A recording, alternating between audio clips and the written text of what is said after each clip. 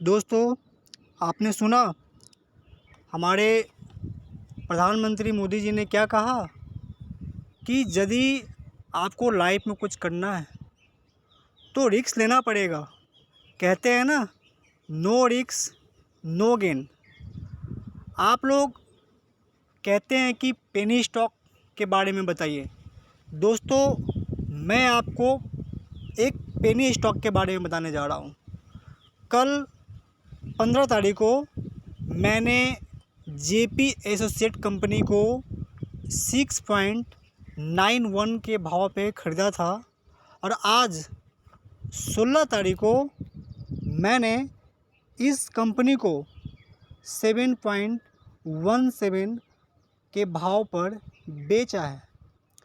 हालांकि ये कंपनी आज 4.92 के अपर सर्किट पे जाके बंद हुआ है।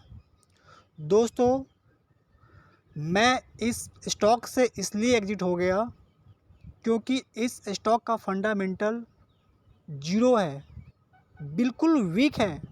हमें वैसे पेनी स्टॉक्स पे बिल्कुल भी इन्वेस्टमेंट नहीं करना है जिसका बेस, जिसका फंडामेंटल वीक हो, जीरो हो।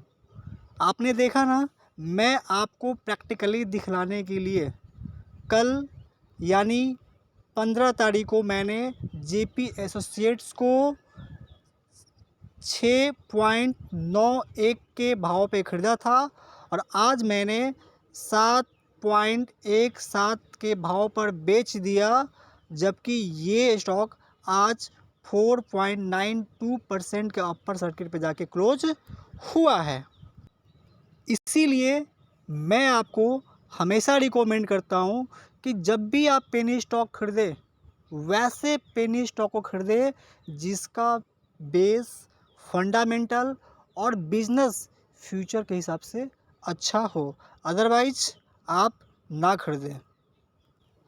आइए, आज हम आप लोगों के लिए एक स्ट्रॉन्ग कंपनी लाया है जिसका बेस, फंडामेंटल बिल्कुल स्ट्रॉन्ग है।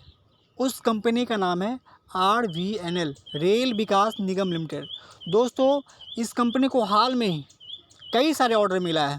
पहला ऑर्डर 138 करोड़ का सेंट्रल रेलवे से मिला है। दूसरा ऑर्डर 187 करोड़ का महाराष्ट्र मेट्रो रेल कॉरपोरेशन से मिला है। एंड तीसरा ऑर्डर 202 करोड़ का साउथ ईस्टर्न रेलवे से मिला है।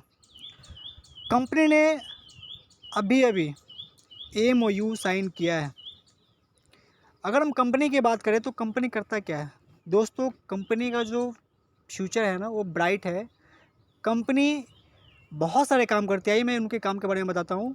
पहला, कंपनी रेलवे न्यू लाइन का काम करता है, न्यू लाइन बिछाता है। दूसरा, डबलिंग का काम करता है, गेज कन्वर्जन का काम करता है, इलेक्ट्रिफिकेशन का काम करता है, ट्रैक रिन्यूअल का काम करता है, रेलवे सेफ्टी वर्क का काम करता है, ब्रिज वर्क का काम करता है, मेट्रो प्रोजेक्ट का काम करता है, वर्कशॉप प्रोजेक्ट का काम करता है, रोड ओवर ब्रिजेस का काम करता है, ट्रेनिंग इंस्टीट्यूट बनाता है, ट्रैफिक फैसिलिटीज़ भी देता है और भी अन्य कामों करता है। दोस्तों, इस कंपनी के बारे में चर्चा मैं इसलिए कर रहा हूँ क्योंकि ये कंपनी पिछले 3 साल में 1800% का प्रॉफिट बुक करके अपने इन्वेस्टर को दिया है। आइए इसके हम कुछ पॉइंट्स पे चर्चा करते हैं। इस कंपनी का डेप्ट डिक्रीज़ हो रहा है, अच्छी बात है। इसके ROE में इम्प्रूविंग हो रहा है, अच्छी बात है। ROCE में भी इम्प्रूविंग हो रहा है, ये भी अच्छी बात है।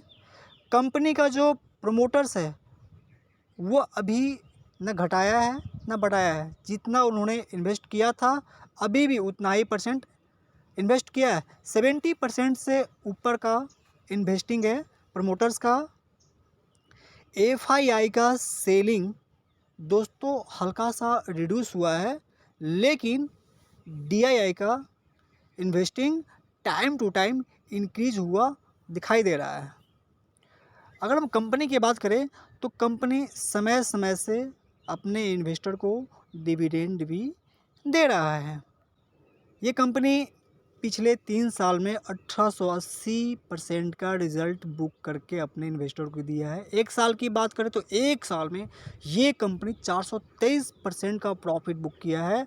अगर हम 3 मंथ्स की बात करें तो 3 मंथ्स में भी ये कंपनी 142.3% का रिजल्ट अपने इन्वेस्टर को दिया है। मतलब ये कंपनी काफ़ी इस कंपनी में अभी भी लोग बाई ही कर रहे हैं, ना लोग होल्ड कर रहे हैं ना लोग सेल कर रहे हैं। सभी के सभी लोग अभी इस स्टॉक्स को खरीदने में लगे हुए हैं। अगर इसके रिवेन्यू की बात करें हम तो साल बाई साल इस कंपनी का रिवेन्यू इंक्रीज होता हुआ दिखाई दे रहा है। कंपनी की नेट प्रॉफिट की बात करें तो कंपनी का नेट प्रॉफिट भी समय के हिसाब से इंक्रीज होता हुआ दिखाई दे रहा है।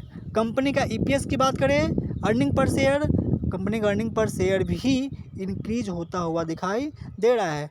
कंपनी का अगर वीवीपीएस की बात करें तो ये भी इंक्रीज होता हुआ दिखाई दे रहा है।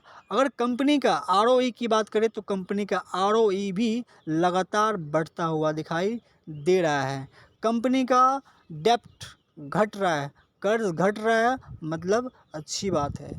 कंपनी में प्रमोटर का 72.84 का हिस्सेदारी है, एफआईआई का 2.32 का हिस्सेदारी है, डीआईआई का 6.18 का हिस्सेदारी है एंड पब्लिक का 18.66 का हिस्सेदारी है। यानी इस कंपनी में डीआईआई एफआईआई का हिस्सेदारी टाइम के हिसाब से बढ़ता हुआ दिखाई दे रहा है। इस कंपनी की बात करें तो अब देख लीजिए प्रैक्टिकली एफआईआई जिसका टाइम के हिसाब से इन्वेस्टिंग बढ़ रहा था, लेकिन अभी मार्च 2024 में इसकी जो इन्वेस्टमेंट है हल्का सा घटा है। हालांकि इससे कोई फ़र्क पड़ने वाला नहीं है। कंपनी फंडामेंटल स्ट्रॉन्ग है। कंपनी का जो बिजनेस है वो फ्यूचर के हिसाब से शानदार है। अगर डीआईआई की बात करें तो डीआईआई का इन्वेस्टिंग हर साल इंक्रीज होता हुआ दिखाई दे रहा है। दोस्तों, यदि आप चाहते हैं कि आप मेरे लिए पेनी स्टॉक्स लेकर आइए तो दोस्तों आप वैसे पेनी स्टॉक्स को परचेज़ करें जिसका फंडामेंटल स्ट्रॉन्ग होना चाहिए, कंपनी का बिजनेस फ्यूचर के हिसाब से शानदार होना चाहिए। आइए दोस्तों, मैं आपके लिए 5 स्टॉक्स लेकर आया हूँ जिसका फंडामेंटल स्ट्रॉन्ग है। स्टॉक्स का नाम है पहला यूको बैंक, ये सरकारी बैंक है। मैं आपको बताता हूँ ना, ये कंपनी आपको साल भर में 100 से 150% का प्रॉफिट बुक करके देगा। बैंकिंग सेक्टर का ही दूसरा company central bank of India, तीसरा बैंक आईडीबीआई बैंक, चौथा कंपनी गेल एंड पांचवा कंपनी सेल। मैं आपको बताना चाहता हूँ ये कंपनी अगले 1 साल में आपको 100 से 150% का रिजल्ट बुक करके देने वाला है। इस कंपनी का फंडामेंटल भी स्ट्रॉन्ग है, इस कंपनी का बिजनेस भी स्ट्रॉन्ग है और अभी ये कंपनी 2-3 साल से अपना फंडामेंटल और स्ट्रॉन्ग कर लिया है और टाइम के हिसाब से ये कंपनी अपने इन्वेस्टर को प्रॉफिट भी बुक करके दे रहा है।